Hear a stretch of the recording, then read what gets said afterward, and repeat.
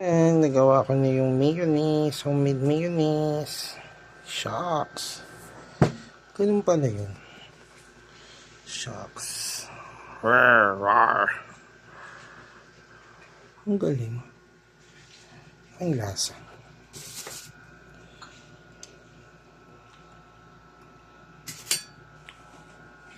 Pwede na.